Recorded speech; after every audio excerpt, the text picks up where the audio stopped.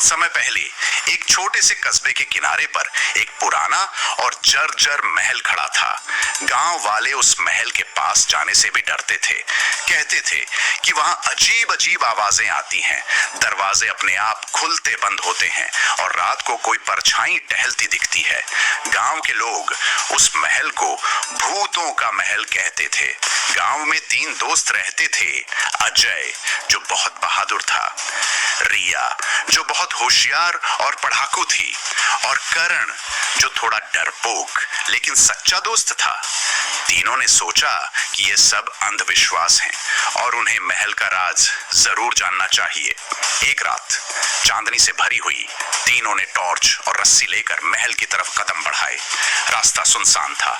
झींगुरों की आवाज और पेड़ों की सरसराहट उनकी धड़कनें और तेज कर रही थी। जैसे ही वे महल के गेट पर पहुंचे, लोहे का पुराना दरवाजा चर्र चर्र की आवाज के साथ अपने आप खुल गया। करण बोला, ये दरवाजा अपने आप कैसे खुल गया? अजय हंसकर बोला, शायद हवा से। डर मत। महल के अंदर हर जगह धूल और मकड़ी के जाले थे। टूटे हुए फर्नीचर और दीवारों पर पुराने चित्र लगे थे।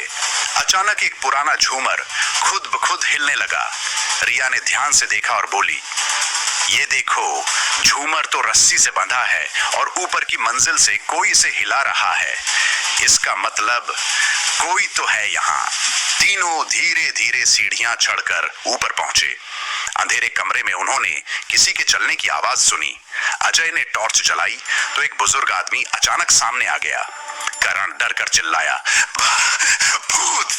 लेकिन वो आदमी बोला, मैं भूत नहीं हूं बेटा, इस महल का रखवाला हूं। बुजुर्ग ने उन्हें बैठाकर सच्चाई बताई। ये महल कभी बहुत शानदार था।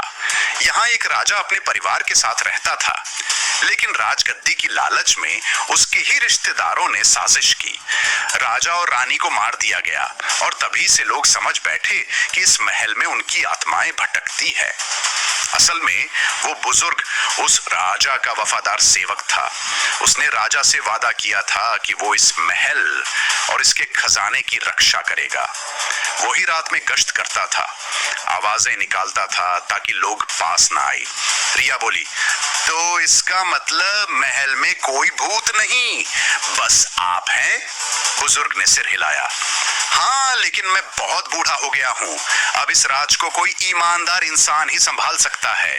अजय, रिया और करण ने एक दूसरे की तरफ देखा और वादा किया कि वे इस महल को गांव वालों के लिए एक इतिहास और ज्ञान की जगह बनाएंगे।